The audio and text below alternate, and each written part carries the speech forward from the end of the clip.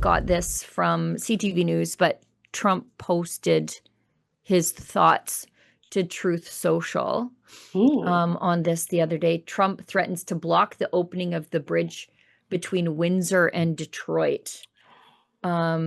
Not allow a new bridge between Windsor and Detroit to open unless the United States is fully compensated for everything it has given Canada. So Trump's Truth Social post reads, as everyone knows, the country of Canada has treated the United States very unfairly for decades. Now things are turning around for the USA and fast. You know, I love how he writes. It's just like how he talks. But imagine Canada is building a massive bridge between Ontario and Michigan. They own both the Canada and the United States side, and of course, built with virtually no US content. President Barack Hussein Obama stupidly gave them a waiver so they could get around the Buy American Act and not use any American products, including our steel. Now the Canadian government expects me, as President of the United States, to permit them to just take advantage of America. What does the United States of America get? Absolutely nothing. And here's where Doug Ford comes into the mix. Ontario won't even put U.S. spirits, beverages, and other alcoholic products on their shelves. They are absolutely prohibited from doing so. And now, on top of everything else, Prime Minister Mark Carney wants to make a deal with China, which will eat Canada alive. We'll just get the leftovers. I don't think so. The first thing China will do is terminate all ice hockey being played in Canada and permanently eliminate the Stanley Cup. Of course, he's got to put his little jokies in there. The tariffs Canada charges us for our dairy products have for many years been unacceptable, putting our farmers at great financial risk, also attacking the poor in Canada. I will not allow this bridge to open until the United States is fully compensated for everything we have given them. And also, importantly, Canada treats the United States with the fairness and respect that we deserve. We will start negotiations immediately. With all that we have given them, we should own perhaps at least 1/2 of this asset. The revenues generated because of the U.S. market will be astronomical. Thank you for your attention to this matter, President Donald J. Trump. Good job, Doug Ford. Here's the reckoning that we've been saying is going to be coming from the United States because of Doug Ford's actions. Here it is, Canada. Here it is. Yeah. And I also think that this shows the weakness in Mark Carney's bargaining position, because really, if Trump is saying, trade reciprocity is really important to me, and you guys haven't been playing the game right. I need you to play. Well, this is his option. And I do believe that we're in the FO stage about FAing in Ontario. Right. Yeah. I mean, in Alberta, we can get American liquor.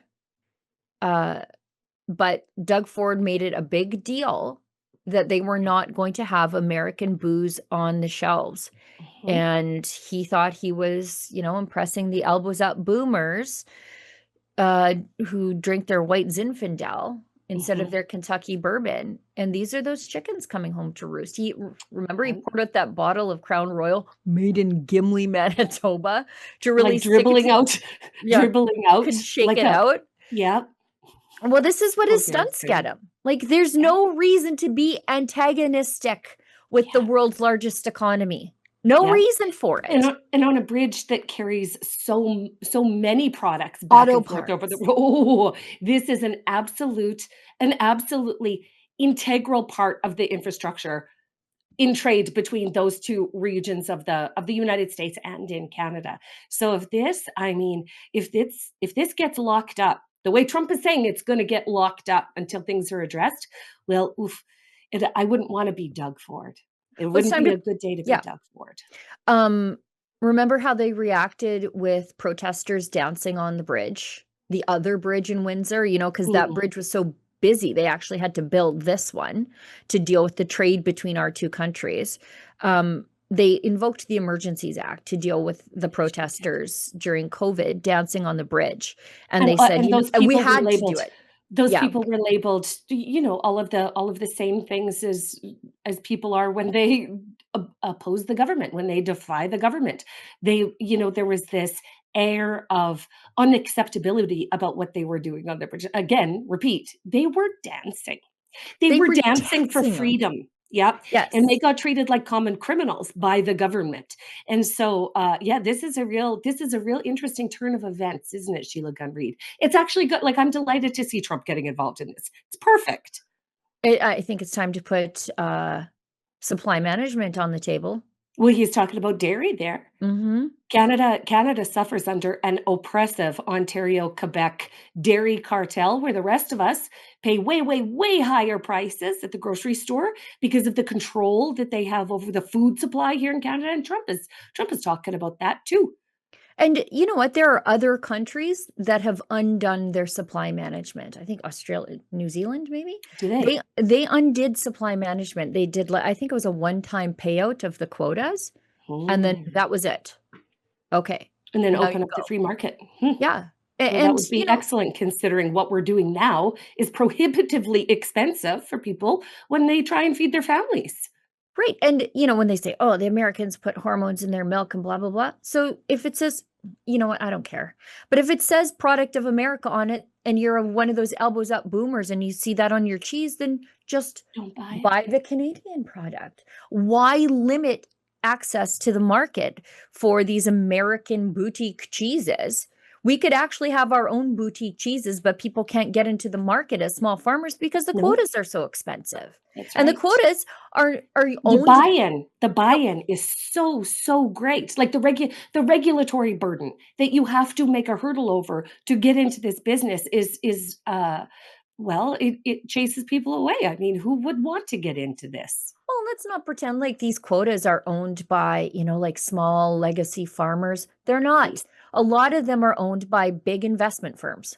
Humongous investment firms. That's right. So Yeah. I think put it on the Commercial table, figure out how commercialized to ag. unravel the quota system, and let's quit fighting with our American friends and make milk and cheese cheaper for Canadians. Like a nutritional staple for poor people. They should be able to afford it. Instead, you know what they call the Canadians at the Costco in Bellingham, Washington?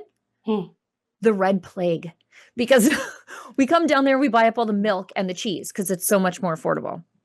I know a guy that goes every 10 days for eggs. Eggs! Yeah. People are making international trips for eggs. Mhm.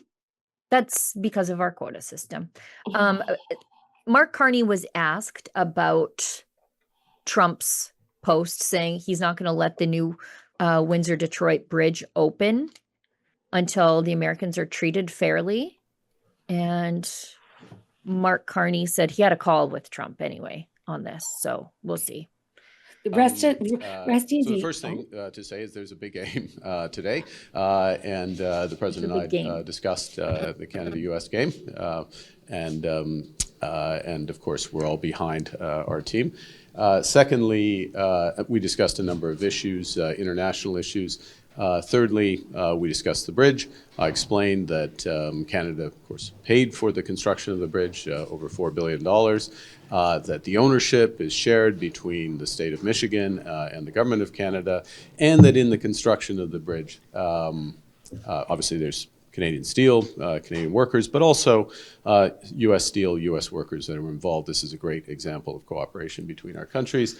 Look forward to it opening. And what is particularly important, of course, is the commerce and the tourism and the voyages of Canadians and Americans that will go across that bridge. So the conversation turned to a series of issues that we will raise and we're going to follow up on. I'm not going to go into detail on those issues.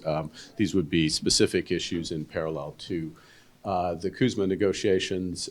Final point is the president asked appropriately that his ambassador, who's from Michigan, of course, play a role in smoothing the conversation in and around the bridge. So it was a positive conversation. It's a big game today, and we're going to win. I'm not confident in I'm not anything that the man said. I don't feel any better. No, what we should take away from this is rest assured, Canada, the biggest doof in the room has taken care of things, and there's nothing to see here. He's Johnny on the spot. Did that I would love inspire confidence? Didn't inspire confidence in me. I would love to hear the American readout of that call because we'll never get the Canadian readout. They'll just keep it. But I would love to hear the American readout of actually how that call went. I seriously doubt they talked hockey. And why does Carney always do this disarming folksy thing where he's the hockey prime minister? Like, I don't care. and his hockey career was, one game at Harvard or something like this, you Backup know what I mean? goalie. Like, he was the backup goalie who was only put in the game when they were, I forget what the score of the game was, but in any case, he was only put in once, okay, Yeah. in an emergency, and, he didn't play too well. That's what Trump should know during those calls, but